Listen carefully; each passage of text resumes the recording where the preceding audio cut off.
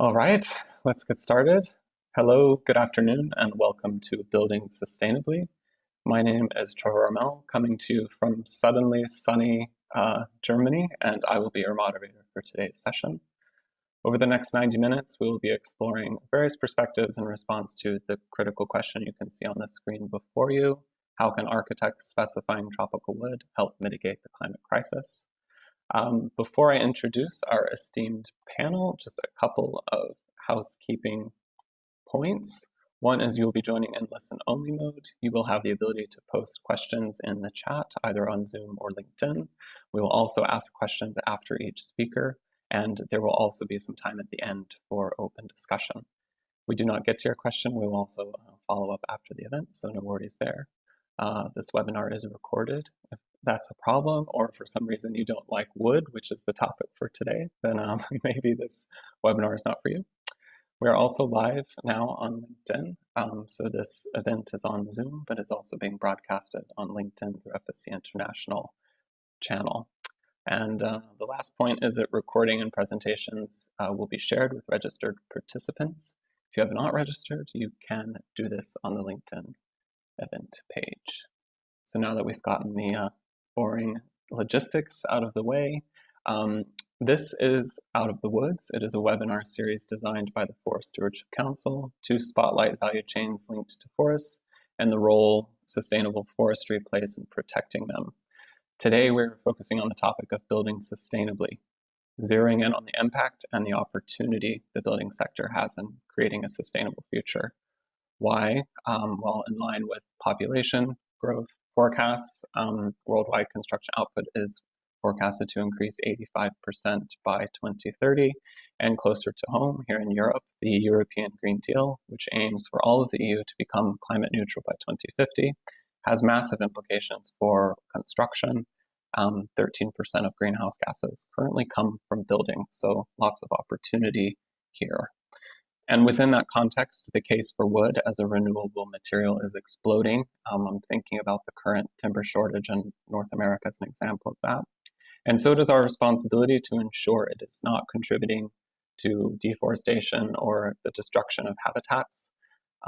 Architects and designers in particular, we believe, play an outsized role in protecting our forests by driving demand of sustainable wood, all while building zero carbon structures of the future. So with that, I am excited to now introduce a fantastic lineup of speakers. I'll start first with Tulia Baldassari. Tulia is an international communications professional with a passion for wood products, storytelling, and Africa. Tulia represents Interholco, which is a global supplier of FSC certified sustainable hardwood from the Congo. Before that, she was a director of communications for a referencing body for tropical timber. And before that, she first discovered Central Africa's forests in her role at the United Nations at FAO. And if she couldn't get any more interesting, if you ever run into Tulia at a party, you can ask her about her volcanology background and her experience with the Icelandic volcanoes. So Tulia, perhaps at this point, if you're there, you could perhaps tell us, how did you become acquainted with wood? Thank you, Trevor, for the fantastic introduction, and it's a great pleasure to be with you all today. It's interesting that you should mention Iceland and my passion for volcanoes, because when I visited it now already almost 20 years ago, it was still pretty much a land in the making, one of the youngest on our planet. And there was very little trace of trees. I was invited to visit the forest, and for me that sounded quite ridiculous when I looked at 40 centimeters seedlings sprouting up, going to become trees. And that suddenly dawned on me that, well, wood forests, those are really our first social network long before the advent of TikTok. And they were not just a network because the Vikings built their ships and they discovered the world and went out to meet so many people, but they were at the same time the technology with which that social network could be built.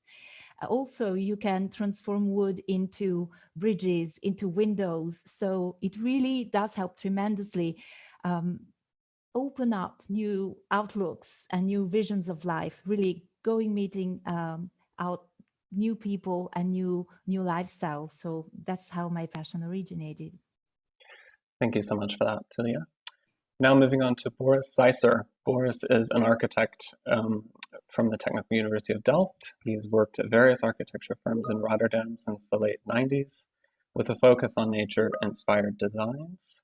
In 2015, he founded Naturified Architecture, which has an emphasis on circularity principles and building with wood. He is also on the side a teacher and lecturer engaging with the next generation of architects, many of whom are here in the audience today. So Professor Zeisser, that seemed to work well with Tulia, but maybe you would like to do the same. Yeah. Sure. My encounters with the woods go back some 50 years from today. In the Netherlands, the amount of trees are rather limited, but we went on holidays to Sweden when I was about 4 years old. And from then, almost every year, I've been visiting Sweden in the summer. Some 20 years ago, we bought a little piece of land in the middle of the forest, and we built our own holiday cabin there, completely out of wood. And that was my first real encounter with building with wood. We built our cabin ourselves, and that was just an incredible eye-opener on all the different parts of wood, how you can use that in the building industry, all the possibilities on the material, the natural looks, the organic shapes. I'll be showing some more of that later on. But that was really my starting point.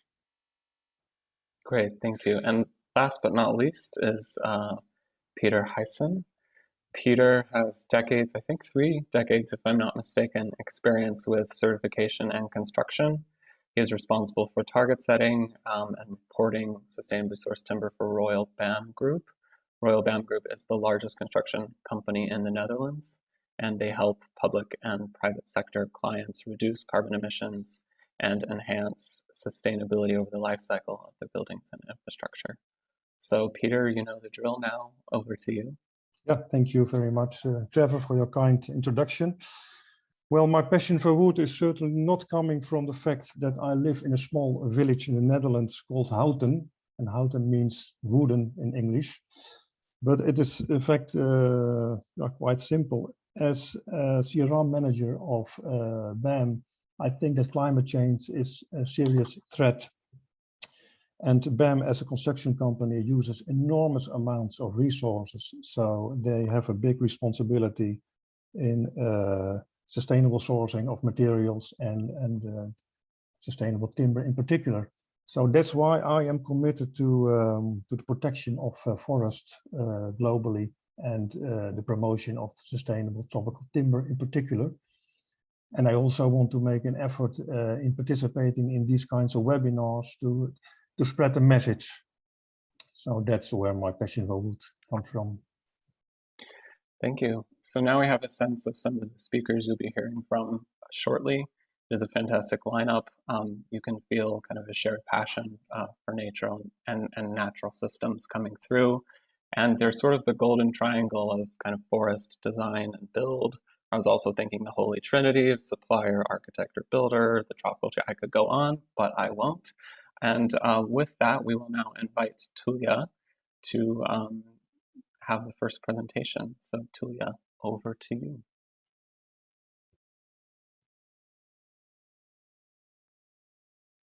Oh, sorry, I think you're on mute. No worries, it happens. There you are. Sorry about that, too excited to share with you all.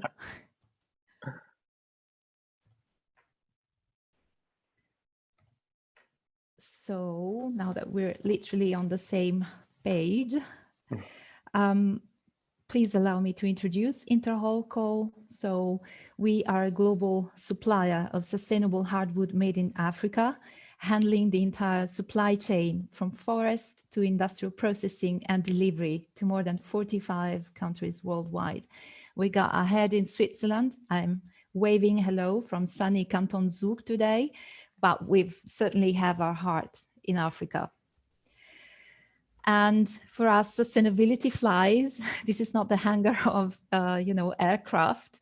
Our aircraft is made of our incredibly remarkable natural species. So let's get acquainted with them, shall we?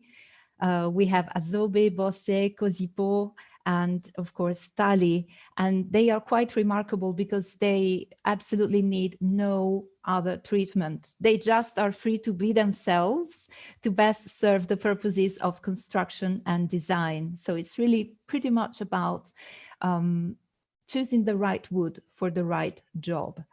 And Azobe, for instance, is very good in contact with salt water, even marine water, seawater. So it's very popular in the Netherlands. Bossé is great for window frames. Kosipo is very much liked in even high-end luxury, I would say, furniture making. Veneer, again, window, can behave even better than its more well-known relative, I would say, Sapelli. And then Tali. Tali is also a great one for marina or decking in contact with water. And this is how you may have been seeing these wood species in your leisure environment. So on the left-hand side, you have a great example in Denmark, built by White Arkitekter. They are from Scandinavia, and they've chosen Azobe. As I was saying, direct contact with water looks great. In the middle, you have a great example of a Tali Marina decking for the UN city in Copenhagen, Denmark, again.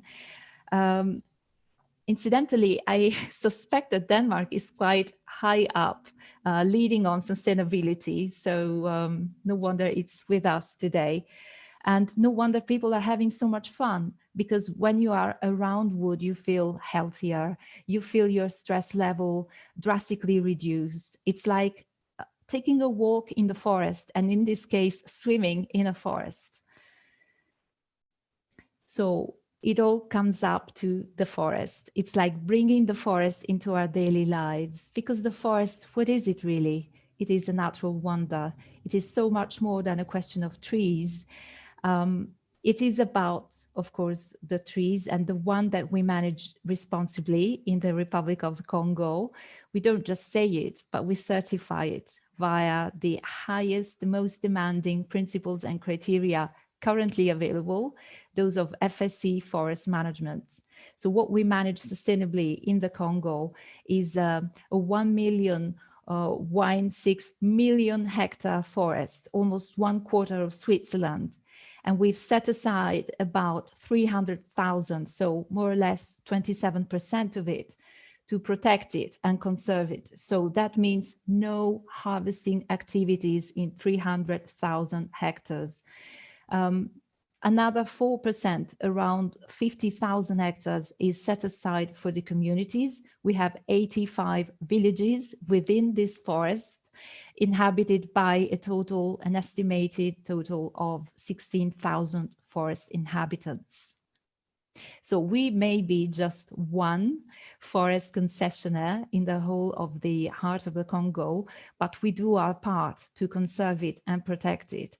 And just by way of comparison, if you look at the situation in Germany, you'll find out that the little 27% inside our forest concession already exceeds the percentage of public forests which are integrally protected in Germany. So when no harvesting takes place, or 75% of public and private forests in Germany also under full protection.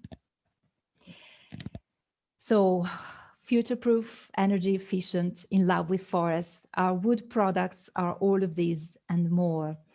And our wood products really are about opening a window of opportunity, not just for the people who will use them many miles away from the forest, but more interestingly, also for the communities who are based in the forest and who live from the forest itself. interestingly, scientists have discovered that some of the lowest deforestation actually takes place in the Congo. And in the Republic of the Congo in particular, where our forest is located, it is just smaller than zero, I would say, 0.052%. Okay, if we compare it with, again, European countries, the situation is completely different. Even the pressure of harvesting, so of taking trees away from the forest, is a lot higher in Germany, 40 times higher than what we take as Interholco in the heart of the Congo. Why do I say that? So to show what we do, we harvest an average of 0.5 trees in 1 hectare, so more or less 1 football pitch, only once every 30 years. So we calculated this rotation cycle based on studies that lasted 5 years, long before the first tree was harvested, based on socioeconomic considerations, based on the number of species that can be found in 1 single hectare. And if you look at that, you'll discover how African forests are so much more generous than temperate northern hemisphere forests. Why is that? Because in 1 single hectare, you can find from 250 up to even almost 1,000 species. So that allows for a rotation cycle that ensures, coupled with the right harvesting techniques, that the forest is protected at the same time as it is being given value to. Now, what we do via our hardwood products is we also deliver a forest of solutions. So those are not just products that come from the forest, but the forest becomes a forest of solutions. For everyone, it's a win-win. So let's look at the most perhaps daunting challenge we are confronted with, and that's carbon removal. Elon Musk, however controversial he may be, he's the SpaceX owner and Tesla CEO. He launched a competition just to reward those who could come up with a technology which is able to remove massive tons of carbon from the atmosphere. And we are quite privileged to be working in a natural forest because this technology does exist, and it's called trees. So it's already been engineered by nature. And that's what's so beautiful about using wood. It's a bioproduct. It means it's just alive as we are, and continues to store carbon up to its end of life. So it's important to make wood last as long as possible as a product.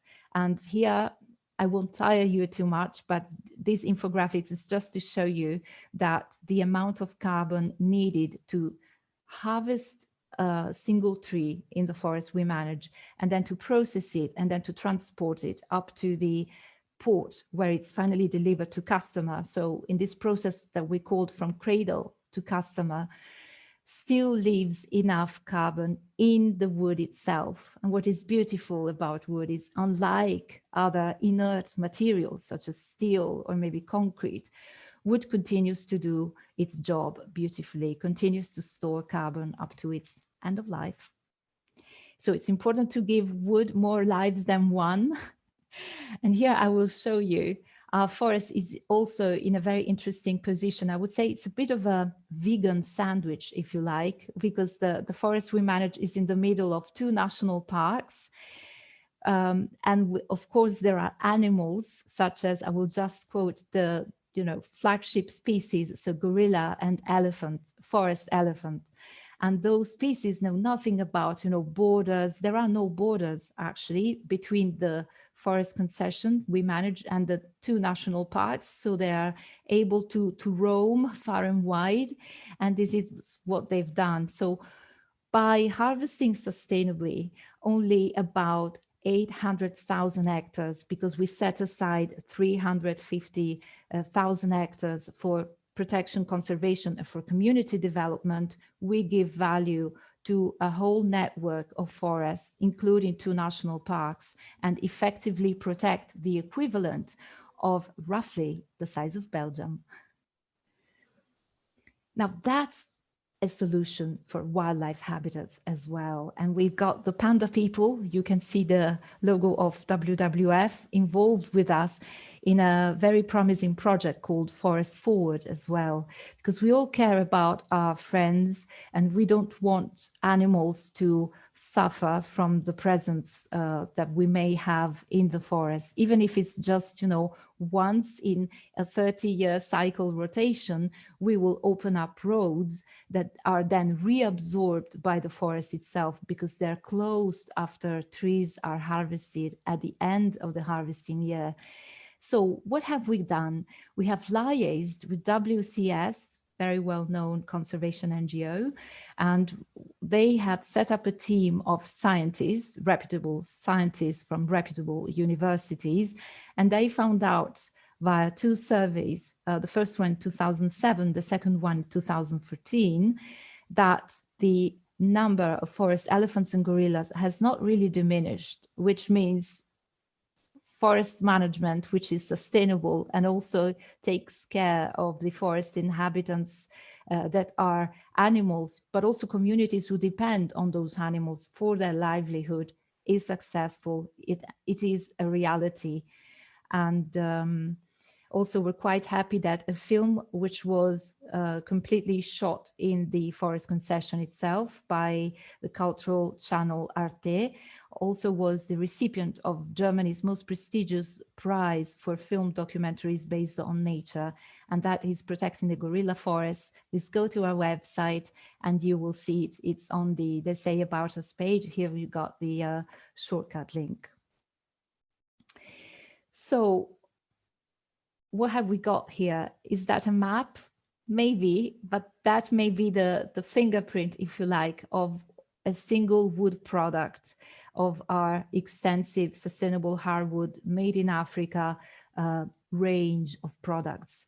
But that's not immediately intuitive. So I will just let you know, this is the bird's eye view of where we harvest trees sustainably. This is the sawmill headquarters, just very close to the Sanga River, one of the affluents of the Congo River.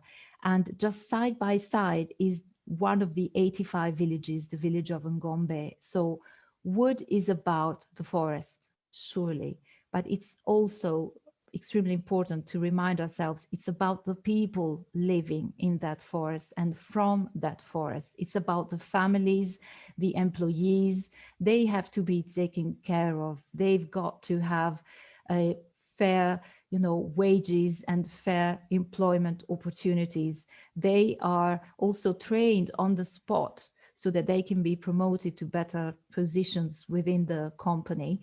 And more importantly, they have enough revenue to take care for their children's future and also realize their dreams. As banal as that may sound, we are entitled to having dreams in Europe, but that's the same story in Congo. So it's a beautiful story. Our wood makes this possible. And again, how do we walk the talk? We don't just say it, we certify it via FSC.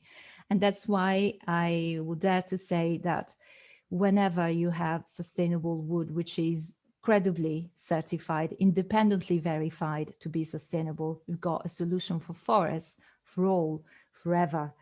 And why is that? Because the FSC label is so much more than a label. It means health. The company has built a hospital in the middle of the forest. And I cannot tell you how important that has proven to be during the recent pandemic, which no country in the world apparently is out of. There are school facilities also in the middle of the forest. There are many opportunities for, the 16,000 people who live there. So whenever you use wood and you source wood and you decide which wood species to use, please just think about it. This is a bonus. Wood is perhaps the most innovative construction material. It is natural. It is human driven. It can best serve the purpose of a circular economy. It strikes a balance. It really does. So thank you very much.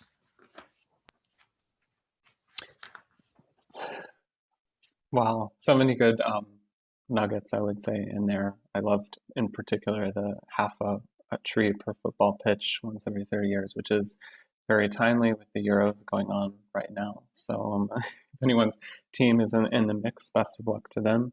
Also, the technology is there, trees, which is another kind of beautiful insight and the fingerprint of a product as well. So thank you very much to Tulia. Before we turn to audience questions and answers, I see some popping up in the chat now. We did also want to address a question we posed to the audiences through our LinkedIn page before the event. So as a bit of trivia, we asked how many species do you think are mostly used in the built environment? Half of you said 6 to 10 species. The other half of you said over 16 species. So just to resolve this, as per our research, around 15 species are most popular for construction, including softwoods such as pine or cedar, or hardwoods like teak, walnut, or cherry. But in actual fact, there are over 200 species that can be used commercially from FSC certified forests, and you might have seen some of these others in Tulia's presentation that we like to think of as the underdogs or the lesser known species, but equally effective. And choosing these can help relieve pressure from overused species. And in general, at FSC, we're in favor of diversifying the timber market. So that now concludes that pop quiz. See some questions coming in. I'll start off with one from the audience here. Using tropical timber is often perceived negatively because of deforestation issues in the tropical region. However, as I understand, sourcing certified tropical timber underlined also means contributing to the growth and development of local communities, for which forests are often a crucial, if not the only, asset. At the same time, making sure the forest resources are not depleted and used in a sustainable way. Tulia, could you explain how the social dimensions are taken into account into your company's decision of sourcing FSC certified product? Thank you, Trevor, for this question. There is no sustainability unless there are people involved, not just in it, but with it and with each other. So I would say we're not just working in the Congo, we are working with the Congo. And just to be a little bit more precise, we've got 16,000 people living within the forest concession. The forest concession, the forest does not belong to us, to our company. So we have a great responsibility. This has been an agreement signed with the state, not necessarily asking for each and every inhabitant's opinion. And that's how we're trying to bridge that gap through FSC, through a process which is known as FPIC, free, prior, and informed consent. So we have a social team of local people who travel the forest concession far and wide, who have almost one meeting per day with the communities and who will inform them of the impacts of our presence there. For instance, long before even starting to harvest a single tree, we have a forest prospection team. They go there, they know the forest as if it were the palm of their hands, and they have to know the position of each tree. We've got GPS coordinates, and we transfer this data to forest maps, which are printed by computer technology.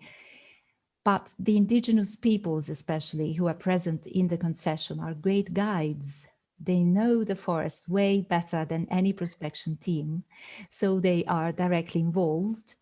And in return, the company has also built, I would say, a school for indigenous children, because sometimes, it's not easy just with our presence and FPIC to make two worlds come together, the world of local communities and the world of indigenous peoples.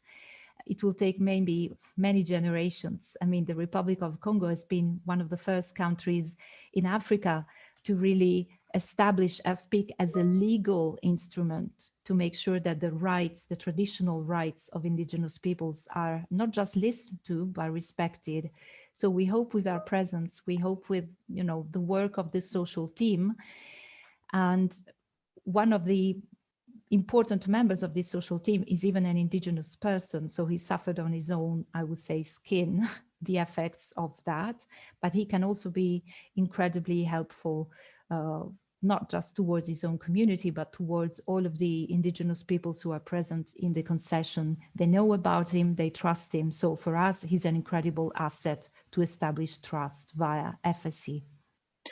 Thank you for that. And you also answered another question that was just asked in terms of how you engage the communities in the concession, which I think you kind of did a good job of explaining how that works. Before we move on to Boris, just one additional question we can cover for now. It's sort of a two-part question. So the one is, does Interholco have a plan to expand this success to more forests and communities in Africa or other regions? What are the challenges with doing that? And then sort of the second part of it is more of a comment from another region, which is kind of maybe illustrating a potential challenge, which is, there are complaints in Suriname that such an operation with low harvesting intensities and implementing an FSC system is not necessarily financially viable. And just wondering if you can comment around your experiences in this point and just maybe overall kind of the roadmap for Interholco and how this model can be successfully replicated in other forests. Well, I would say we have the example of Gabon next door, which is very promising. It's a one-of-a-kind example. We can observe how Africa is, I would say, not aggressively, but decidedly reclaiming its spot on the international agenda, which is really quite good. And it's responding in its own way to pressure from many stakeholders for important reasons, for good reason. So FSC will now be the rule from a few years from now. I think the date has been postponed now owing to the COVID pandemic, but it will be a reality. It's been the president's decision, and there are several advantages to that. It's a very promising outlook, and it could perhaps complement also the EUTR and FLEGT and VPA kind of process, which has taken perhaps longer. But it's interesting that an African country from the Congo Basin has decided in its own right to do so and to have FSC as an important instrument. I think it's got a lot of merit because it establishes a credible benchmark in terms of the same standards having to be applied. It's not just national standards, but really standards that anyone in the forest and even as an end consumer eventually can easily relate to in a credible manner. So if you're asking me about Interholco, whether we plan to replicate our model, I would say why not? But you'd better ask my CEO about it. So if we could enlarge the forest, that would be a dream. But I think because primary forests are really quite important, I think it's also important to sustain those forests through successful business, maybe matchmaking. That there is this talk about carbon credits. We've got the carbon storage in the forest itself. We have the animals. There are scientists who've come over and said that they thrive. So this could be proven and supported.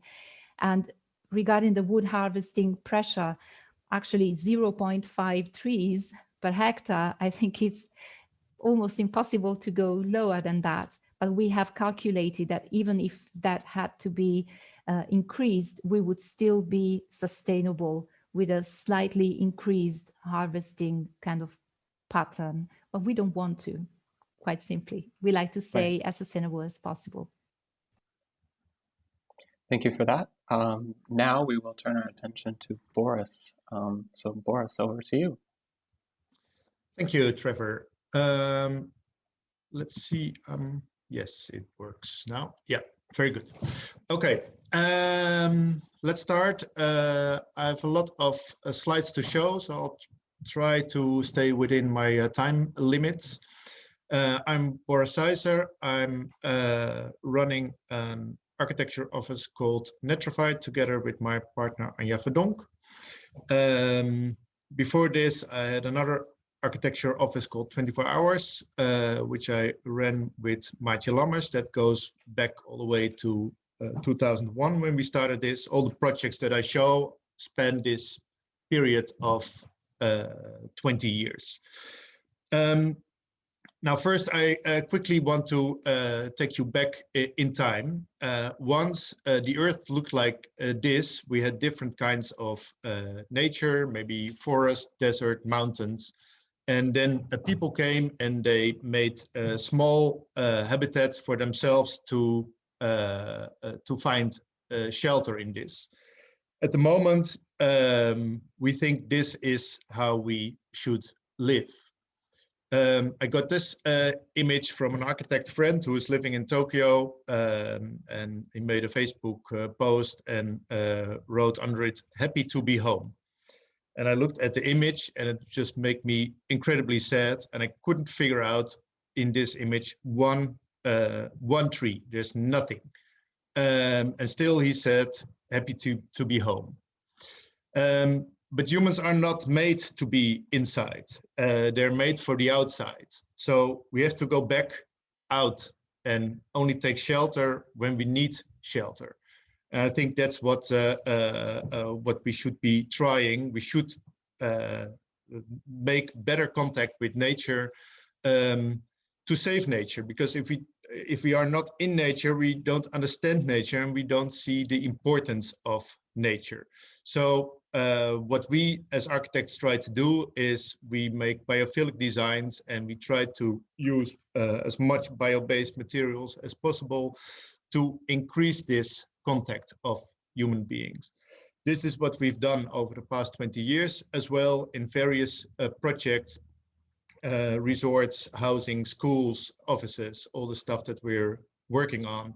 They all try to stay in contact one way or the other. It's maybe through openings into nature, natural materials, natural shapes.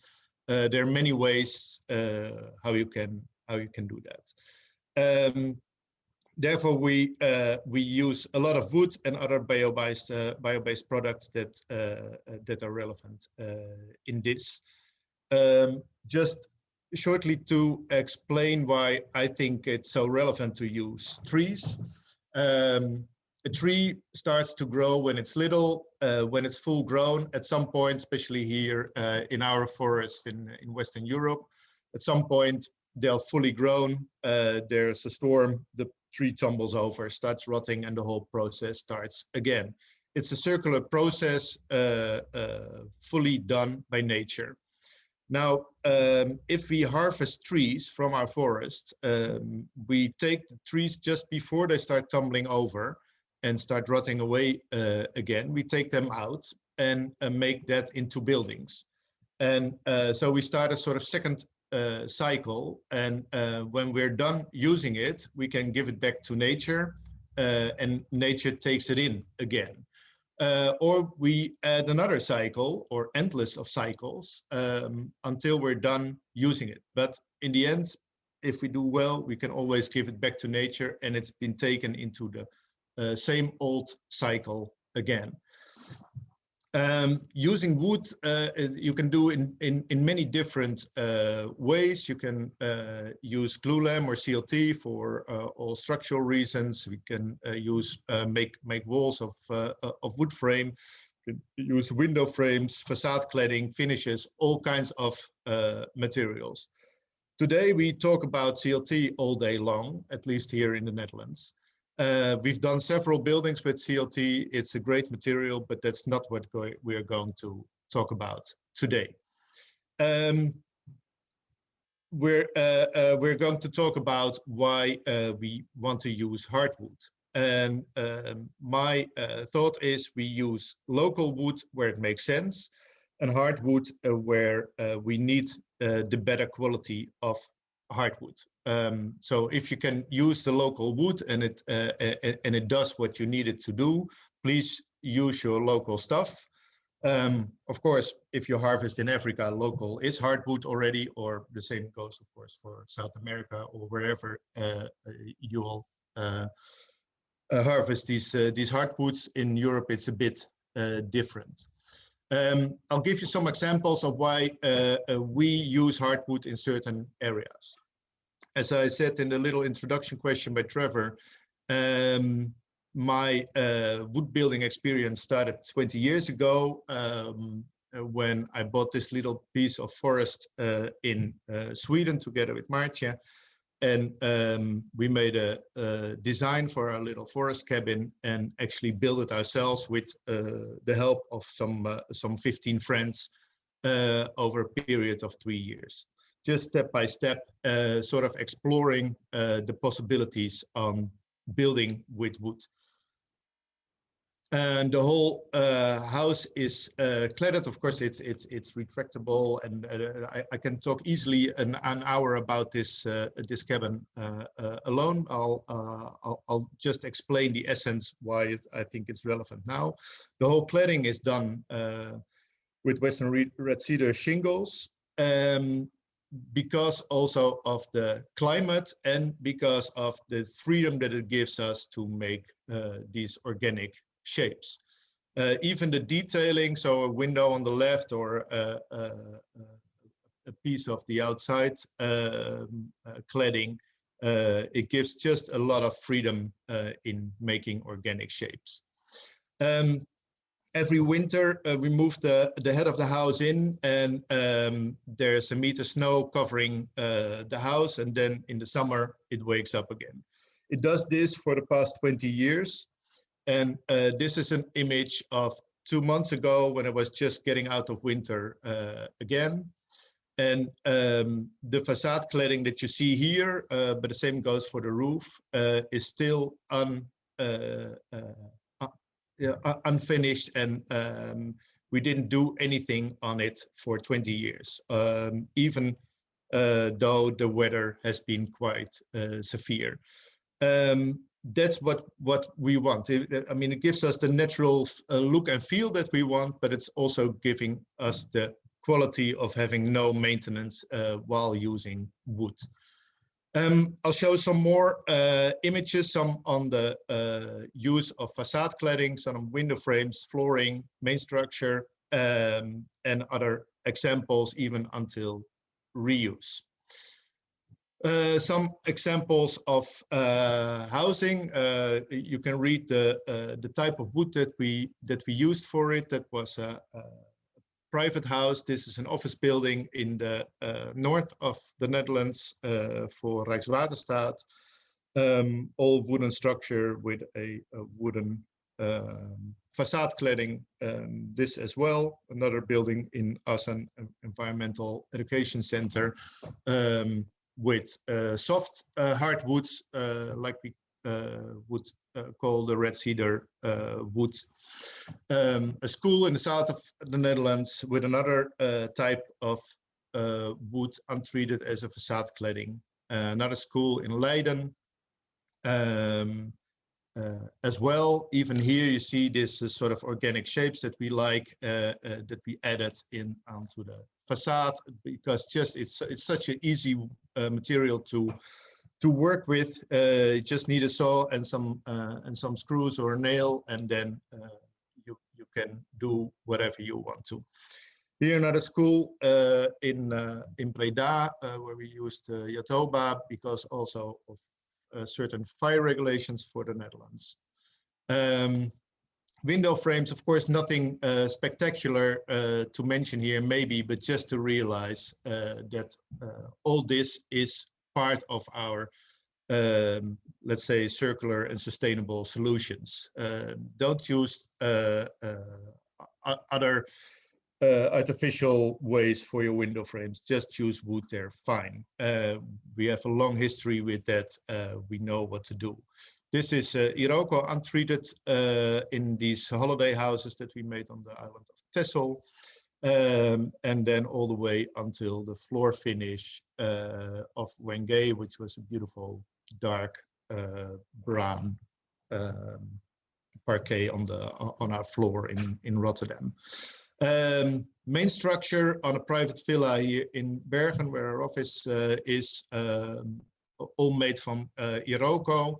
Here is also a quality issue, so it's not just the type of wood, but our clients especially also like, let's say, the more refined quality of the hardwoods better than the softwood, like larch was another option.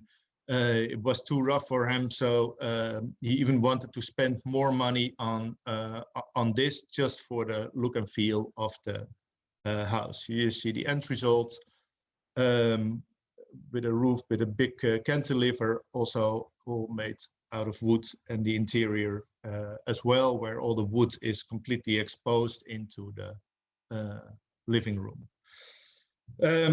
Another house in the southwest of the Netherlands, close to the sea as well. Very special client from Belgium, who had really strong opinions about what he wanted and what he didn't want. And he took us to a wood company in Belgium. And there we sort of handpicked all kinds of different materials for this house. So you see here a list of the different kinds of hardwoods that we use. So Iroko for the main structure. There's a part of the ceiling which is mahogany. There's facade screens made of out of Paduk, which are, it's completely red in the beginning, then just slowly they gray on. Of course, there's closets with beautiful sort of lining from Coromandel. There's a Wenge ceiling, there Yatoba sliding doors, window frames, and floor finish specially made with the computer of Yatoba. So it's a whole collection of these different materials, which together make the whole atmosphere of the house. You see the cupboards. This is even a piece of bamboo integrated in there as well. And yeah, I'm just very proud at this sort of collection of materials. One final part is the potential of reclaiming the hardwood and giving it another life. That's of course another important discussion. If you don't have to cut the tree, but just can reuse it, that is so much more efficient. This is a building that at the moment we're building in Amsterdam for a housing corporation, and the whole facade is made out of reclaimed wood. You see here, this is an all wooden facade with a lot of greenery that is fed with the rain buffering system that we integrated. So it's a complete biodiverse facade. Our client was pushing us to maximum reuse materials, and then we found this harvest map that is actually a map where if you have a material because you take down a building or something else, you can upload your materials that you want to sell again. And people that are in need of a certain material can go to this harvest map and find the material that they want to use for their building. In the end, not through this map, but directly from a big company here close by in Alkmaar. We found this gigantic pile of Basilochus poles. So they're these poles that stand normally in the water to anchor your ship on, all unused. The wood is too hard to get it to the machines to put it in their burning ovens. So they really didn't know what to do with it. And basically the statement is the wood is too good to burn it, just doesn't want to burn. So we said, okay, we want to use it to make our biodiversity facade. We handpicked 130 poles from their pile in different sizes. We're going to cut them roughly on the sizes that we need and then connect them all together so we can almost recycle them one to one into our new facade. The same thing goes for the facade cladding, which is a pile of wood that we found of Azobe. This was used on the inside of ships to protect the hull and the stuff that they were transporting. They don't need it anymore, and this is the planks that we're going to recycle. Both super good hardwood materials that can be used completely untreated. So if you don't need the building in 50 years, it can easily be recycled again and again. So to sum up, my first time experience 20 years ago with our own house led to a whole wood experience where we made facades, window frames, main structure, experimented with tones and colors as well in several houses, and now we end up in reuse material, because basically wood is already a reuse material. So first there's a tree, and with tree we make into building materials, and then we reuse the building material in another building material. Super sustainable. Okay, that was it, Trevor. Thanks. Thank you. Quite a visual journey you just took us on. It was nice to sit back and just be shown pictures all day, which was quite nice. Lots of comments in the chat, kind of giving you major kudos for your cabin. So if you need an ego boost, you can peruse through there and see all kinds of compliments. We do have several questions actually, so just in the interest of time, I'm going to jump right in. The first question is, hi Boris, can you talk more about the process of giving back the wood to nature that's been used to build? Also, how can we maximally use wood? Thank you. So if you have anything to add on that point. Sure. Yeah, how can we give wood back to nature? The most important thing for that is don't put anything on it. If you don't put any paint on it, or lac, or any additional material, it makes it so much easier when the building is not in use anymore to give it, first of all, I would say, another life in another building, or whatever you want to use it for. In the end, basically, you can give it back to nature. You just put it in the forest, and the forest will take care of it by itself. You can put it in your stove and heat it up. That's of course all. It feels sad, but that's also what nature does. So if a tree is full grown, tumbles over, it starts rotting. It's the same process. It gives also the CO2 back at that point to the climate. But it also prepares nature to regrow trees. It's the feeding ground for new trees. So it's that simple. If you use hardwoods, they are very well able to use them untreated. I like that. I like the buildings getting gray.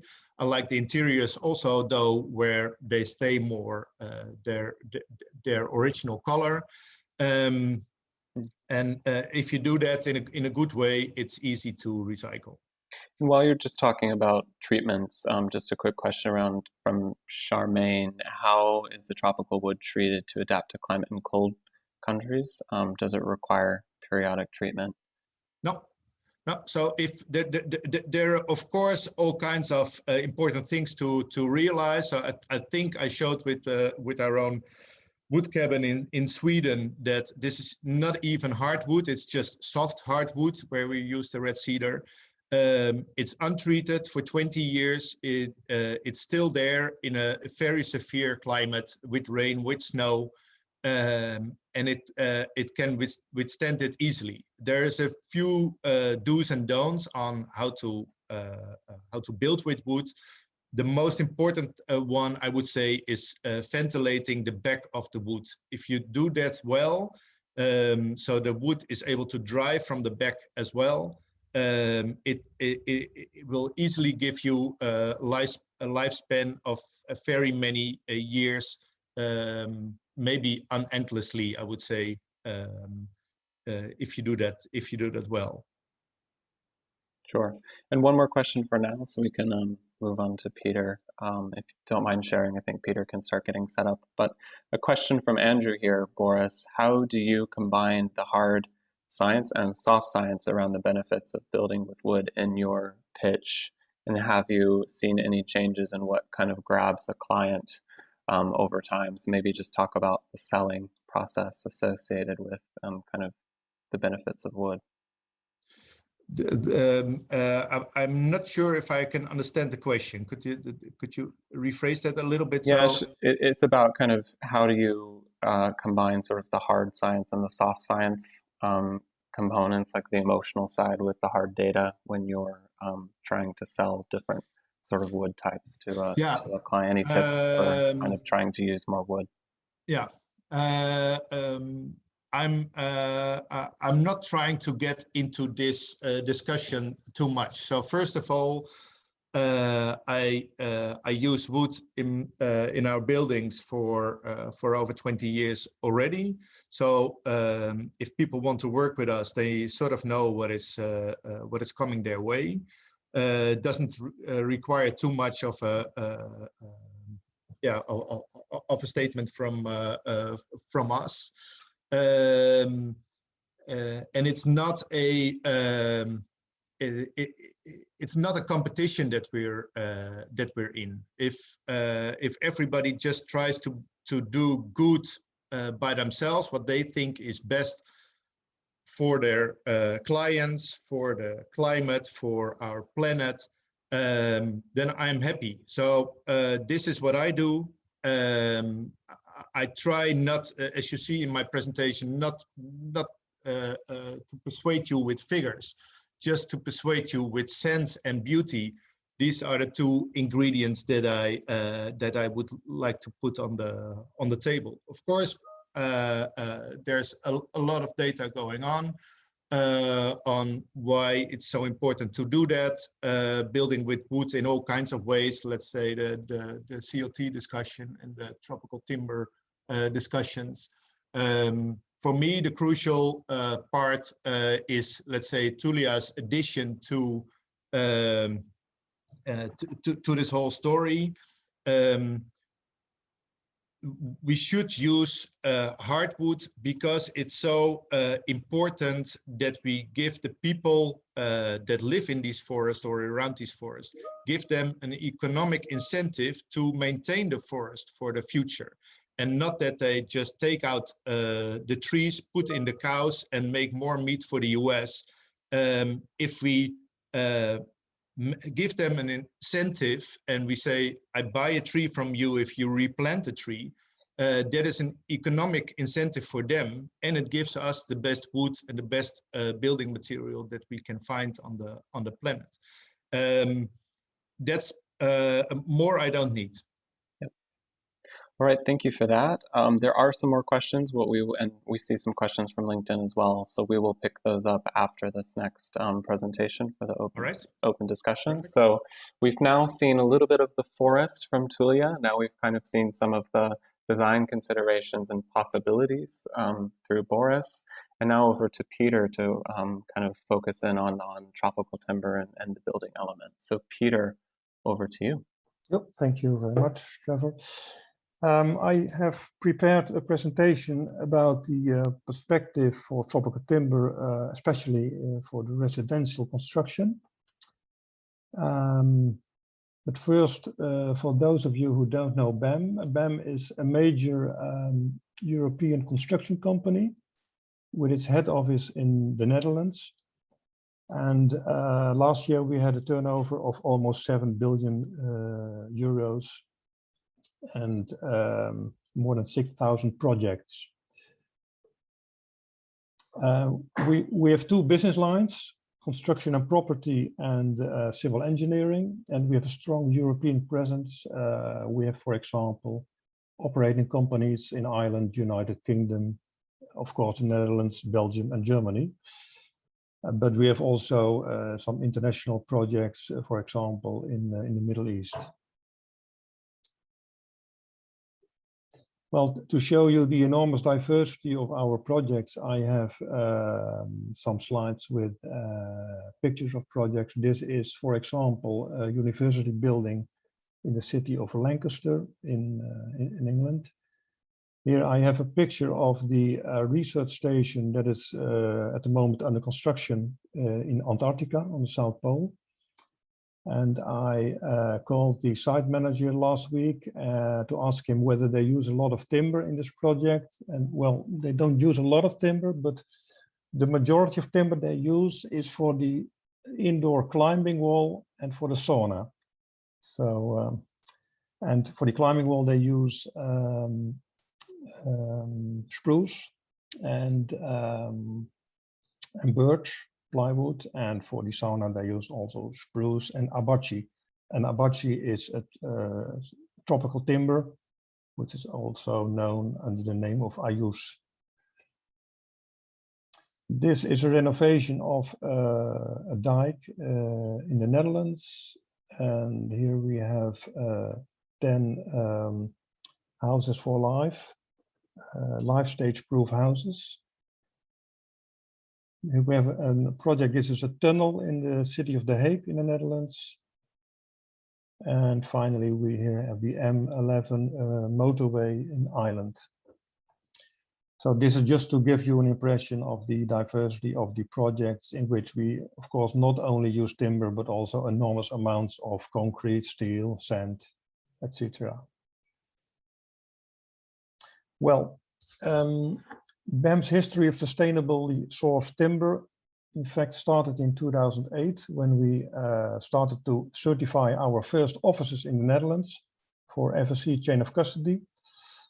And years later, we also added PEFC certification to that. And well, by the end of 2020, we already had a percentage of 99.7% of sustainably certified timber, where we had, for example, in 2011, 83%, we now have almost 100% sustainably sourced timber. Well, the biggest part is FSC, and we have a small part of PEFC. If you look at the type, the species, in 2020 we had 21,000 cubic meters of purchased timber, of which 67% was softwood, 32% was tropical timber, and a small amount, 1%, was European hardwood, poplar, birch, like that. Okay, a large. What is also interesting to mention is that last year we switched from the classical FSC chain of custody certification to the continuous FSC project certificate. And that's a new standard, or not, it is not a new standard, but it is a revised standard. And it meant that we had an enormous reduction in the administrative burden, because we didn't have to record all the volumes of the delivered timber to the client, and we can just at the end of the project we give him a so-called project statement, in which we mention all the products which are delivered with an FSC claim. So we are very enthusiastic about this new project standard. If we zoom in on the tropical timber use of BAM in the Netherlands, then we see that more than half of it, 54%, is used for housing construction, 36% we use for non-residential construction, offices, retail, care, educational, and 10% for civil engineering. And I have some examples of all these three segments. Here we have, for example, an apartment building in the Netherlands, and this is an example of terrace houses, in which we use tropical timber for all the windows, window frames, and doors, everything which is outside the exterior. Here we have an example of non-residential buildings. But on the top right, we have an example. This is a new head office of an waste collection company. And we have used a lot of reclaimed timber cladding for this project. On the bottom, you see this is a circular pavilion for a large Dutch bank in Amsterdam. This is a complete circular demountable building. The main supporting structure is from larch. We have used a lot of reclaimed products, like, for example, cable trays, but also reclaimed timber windows, window frames, stones. And we even asked the employees of the bank to collect their used jeans. And from these jeans, we have made acoustic insulation. So it's truly a circular building. And on the right, we have, this is also at this moment under construction. There's an artist impression of a university building in the city of Rotterdam, where we use a lot of softwood timber in the interior. And even we have here complete logs from Douglas fir that are cut in the Dutch forest, Dutch FSC certified forests. And finally, here are some examples of civil engineering. On the left, you see a footbridge, which we have constructed in Belgium from ASOB wood. And the other three pictures are from the N211 highway in the Netherlands, where we have used timber for the crash barrier, the noise barrier, for the portals, the traffic light portals, and even the traffic signs are also from bamboo. So, nice example. Okay, if we return to the residential application of tropical timber, well, an average terraced house or semi-detached house in the Netherlands contains approximately 2.5 cubic meter of softwood and 1 cubic meter of tropical timber. And the tropical timber is mainly used for windows and frames, exterior doors and frames, and some laminated wood and cladding. And the species that we use the most is Miranti, mahogany, Okume, and some Ayus. So, in fact, we use a very limited number of species. Well, for the windows and window frames and doors, tropical timber is our preferred choice, and that is because of a couple of reasons. Of course, by using timber, you promote global forest protection when it is FSC certified or PEFC certified. Wood is, of course, a carbon sink, and the more dense the wood is, the more carbon is captured. Wood is also a bio-based, non-toxic and renewable material. It has very good recycling or upcycling possibilities. We have some systems in place in the Netherlands where we make new window frames from old window frames, or we make tables from window frames. It has a long lifespan. If you look at the window frame, for example, 50 to 75 years is no problem in combination with a coating system. And I know that Boris don't like this, a coating system with, well, with windows, frames and doors, we have to have that because you cannot have shrinking or warping of the doors and windows. It has an excellent repairability, unlike, for example, PVC windows. Timber window frames can be repaired very easily. It has good thermal and acoustic insulation, and it has a competitive price-quality ratio. So for us, it is the preferred choice. Well, what do I see like trends in the Netherlands? Well, first of all, there will be a substantial increase in housing production. Because of the housing shortage in the Netherlands, the government wants to build 1 million houses in the coming 10 years. So that alone will lead to an increase in the demand for tropical timber, because more houses, more window frames, windows and doors. I see also a tightening of the sustainability regulations. All buildings and houses has to be energy neutral. The materials used has to have a low embodied carbon, they have to be circular. And that is also the reason why, in fact, all large construction companies at this moment are developing bio-based circular demountable housing concepts, and BAM also. Do I see opportunities for increasing the tropical timber volume per dwelling? Well, that is a bit difficult, limited, I think, because all these new bio-based circular concepts, the main structure will be in softwood. But I see, well, maybe a limited possibilities. You could, for example, replace the masonry by, for example, thermally modified tropical timber cladding. And Boris has showed us some magnificent examples of cladding. And I see also some possibilities in civil engineering for example, footbridges, crash barriers, portals, etc. Okay, what could an architect do in order to promote tropical timber? Well, first of all,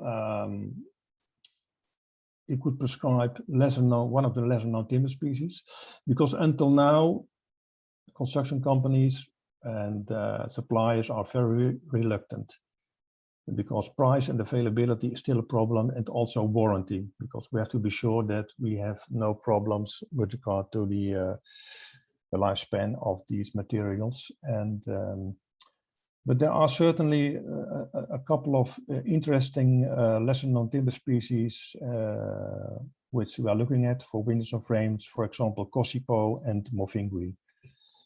So it would be very good if we could extend the range of species that we're using now, because, well, at this moment we only use dark red Meranti and mahogany.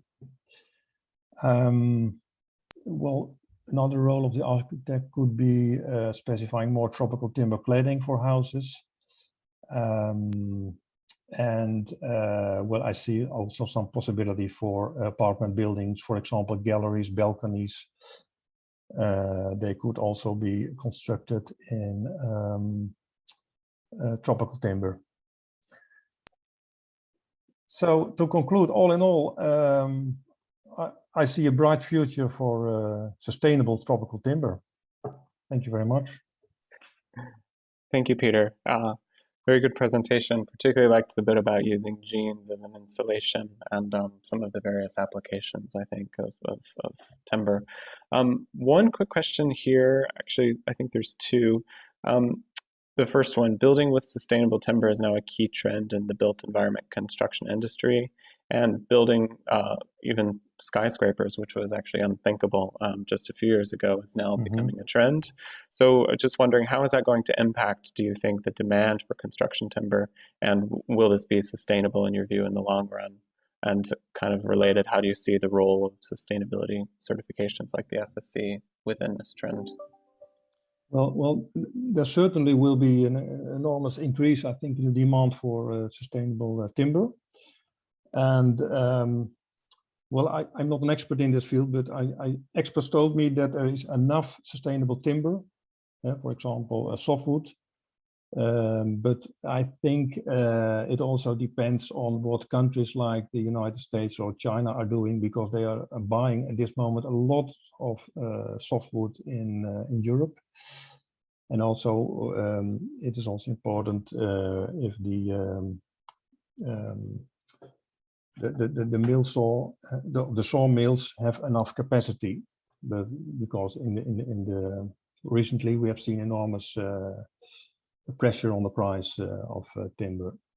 So, but I believe there is enough certified sustainable timber to meet all the demands in Europe. Great. And one follow-up question for you is just kind of the trends you mentioned in the Netherlands. Wondering how those apply to the rest of Europe. As you know, some countries might be behind the Netherlands and may have some additional work to do in the use of wood.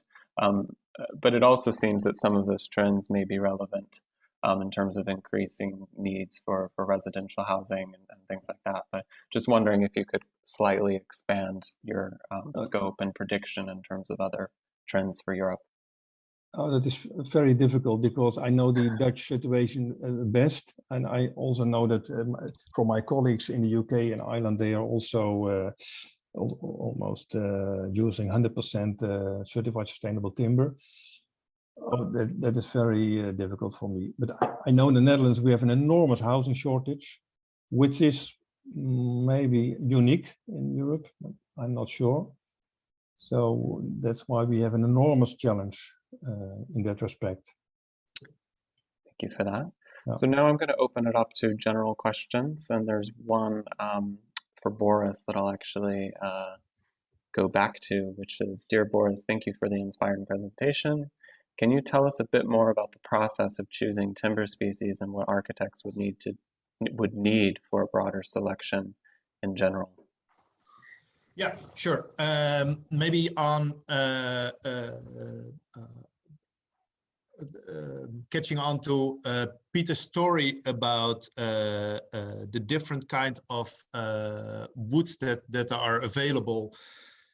Since I've been involved in the use of wood for our constructions, I discovered that there's so many different types of wood that if you just prescribe the wood, you make it very difficult for, let's say, the wood producers to get rid of all the other wood that they have. So what we do is we go to our preferred suppliers. So there are a few in the Netherlands. There are two big ones in Belgium that I like to work with, and just go to them and say, okay, what do you have in stock? And then he can easily show me 20 different species with all the different textures, with their different qualities, harder or softer, better for outside use or less good. And I make a selection based on that. So if he says, yeah, I've really a lot of this wood available, and I think that's good for my wall cladding on a school, I can prescribe that and not just end up with, let's say, the standard woods that are well known. So it's very easy to just get your knowledge up to date if you just go to your to a big wood supplier somewhere around you and just look around what is there. Because yeah, we have our closet here full of samples. That's also how I start discussions with my clients. I just put these 50 different species on the table, and then it makes it easy for them also to discuss and pick whatever they like to use, and then I go to my supplier and see what's in stock. These suppliers can also provide you with, let's say, little samples, so you can get your own discussions going with your clients. There's a related question around how do you incentivize the use of lesser known species, but from hearing what you're saying, I think sounds like it's awareness and a bit of education with some of the clients as well. But anything else you'd add to that point?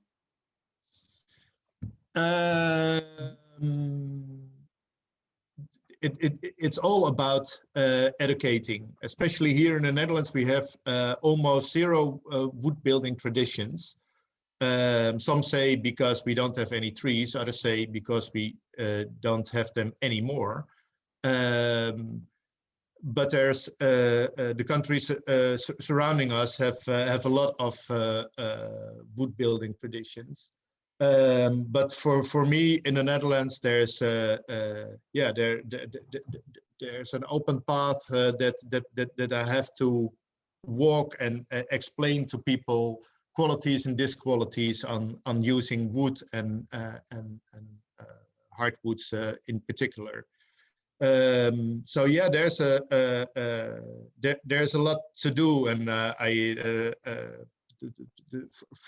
first question always is what I explained earlier, really Tulia's part of, let's say, it's so important that we use these potentials from Africa and South America, maybe Asia, because that creates an incentive to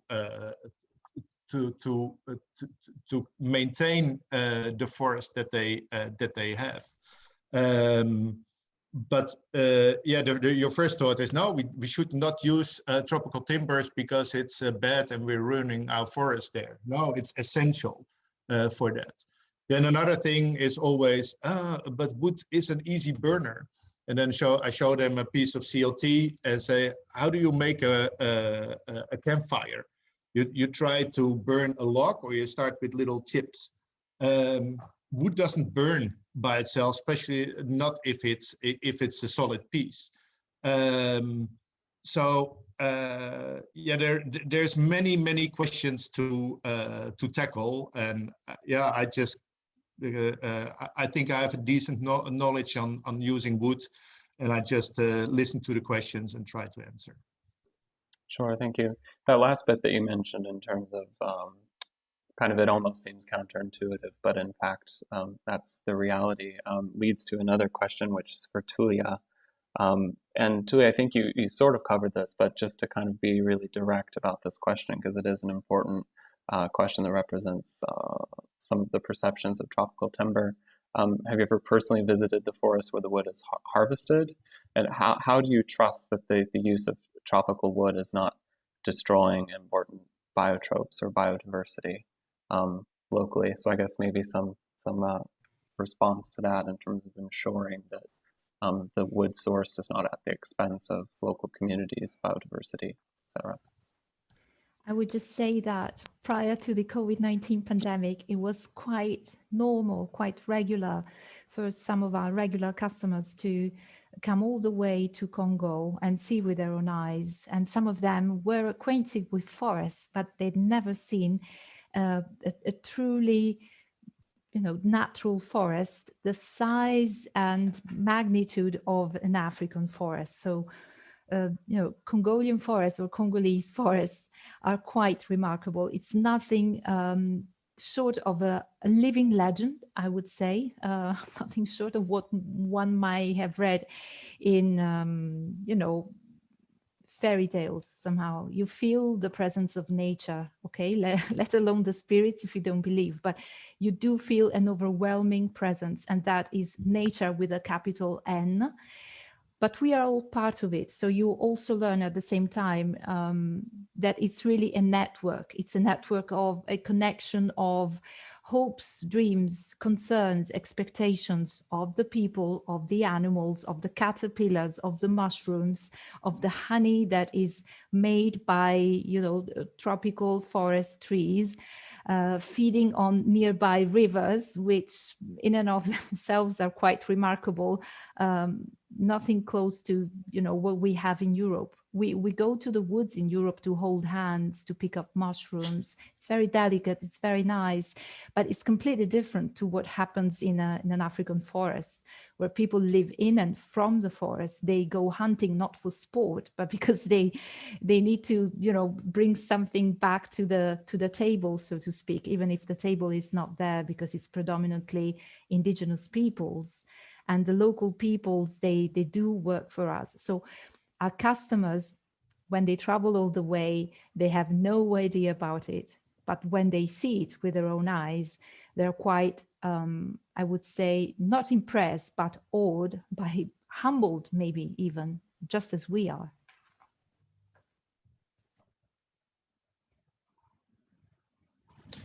Trevor, you're muted.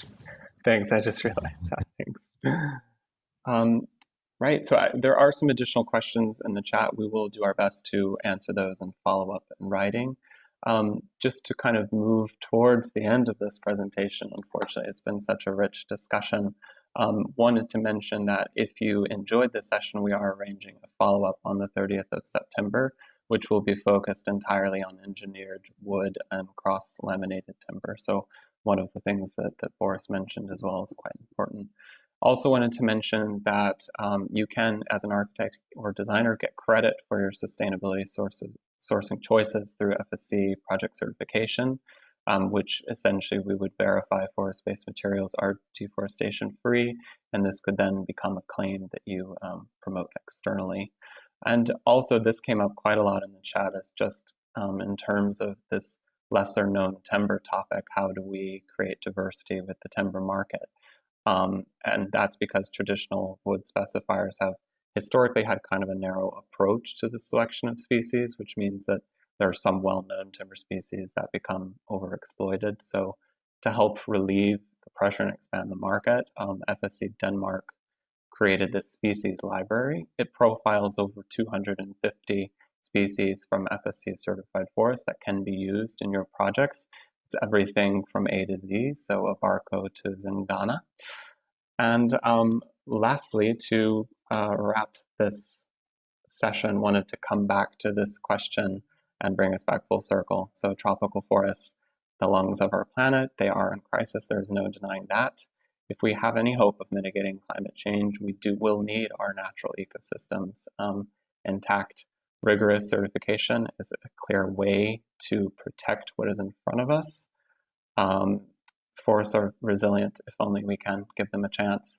FSC certification is not only designed on the carbon front to prevent carbon emissions in the first place, but also to maintain forest productivity and ecosystem integrity. And as part of this, carbon retention is an intrinsic component of responsible forestry. So it's a very real and tangible tool that can be used to help mitigate the climate crisis, right? So if there's, across all of this wonderful information presented today, if there's only one thing you as an architect can take from this, it would be to assemble. Your job is very important. If you can specify FSC certified wood, whether tropical or lesser known, in all of your projects, this will help drive demand for responsibly sourced timber across the value chain. What does that do? Well, this actually kind of throughout provides all of the value chain the impetus to expand their sustainability footprint. This allows us, Forest Stewardship Council, the world's most rigorous and most trusted certification scheme, to certify more forest area, which helps to safeguard it from other major deforestation drivers, such as the expansion of agriculture. And it's actually in line with FSC's global strategy. By 2026, we are aiming to double the certification of tropical forests. So this is very much an objective that we are actively working on. So in conclusion, you specifying, we certify, together we can protect the future of forests. So that's my rallying cry for now. I will say thank you. Thank you for your time and attending this session. If you have any additional questions that come up, feel free to post them in the LinkedIn event. And we will also follow up with the presentations from today's session. So many thanks to the speakers and for taking the time for today. Thank you, Boris. Thank you, Tulia. Thank you, Peter. And thank you to all for attending. Have a good day. Thank you so much. Bye-bye.